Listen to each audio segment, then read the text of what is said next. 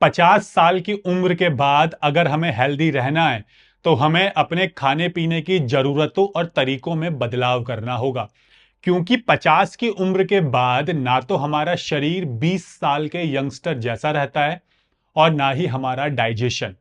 हमारा metabolism slow हो जाता है और हमारा शरीर कैलोरीज को ठीक से तोड़ नहीं पाता है।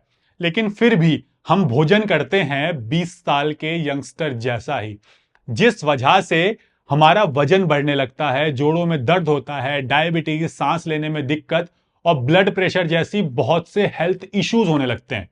इसलिए 50 की उम्र के बाद ये 4 चीजें खाना हमें बंद कर देना चाहिए या बहुत कम कर देना चाहिए। सबसे पहला है नमक यानी sodium.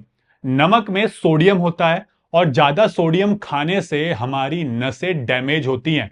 Blood pressure, heart attack और स्ट्रोक तक आ सकता है।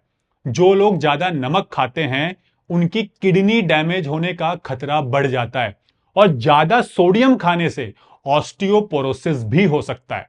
इसलिए अगर आप घर पर ज्यादा नमक का इस्तेमाल करते हैं तो उसे कम कर दें।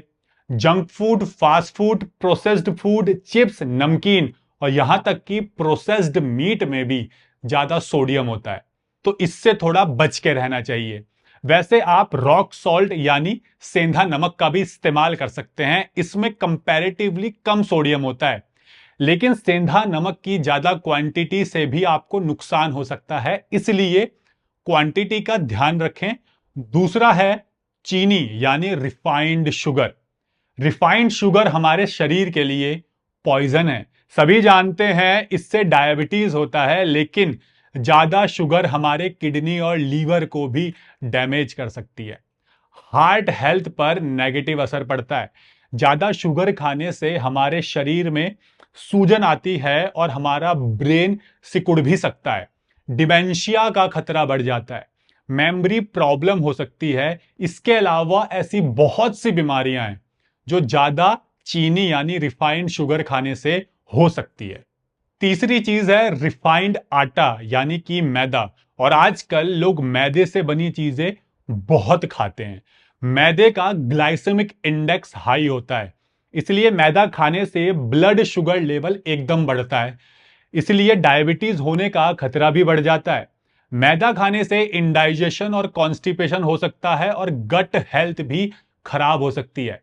अगर आपका गट खराब है, जो खाते हैं वो ठीक से पचता नहीं है, तो ऐसी कोई बीमारी नहीं है जो आपको नहीं हो सकती, क्योंकि आयुर्वेद में सप्त धातुएं बताई गई हैं।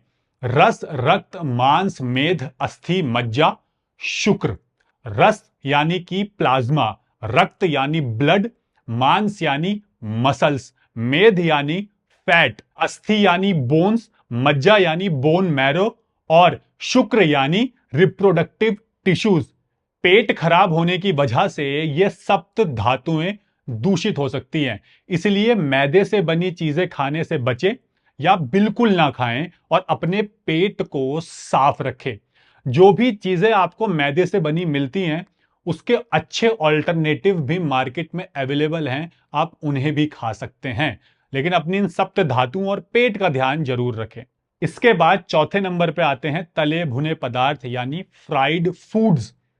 ज्यादा तले भुने और तेल वाला भोजन ना सिर्फ हमारा वजन बढ़ाता है, बल्कि triglycerides, cholesterol, blood pressure, heart attack और स्ट्रोक का खतरा तक बढ़ जाता है।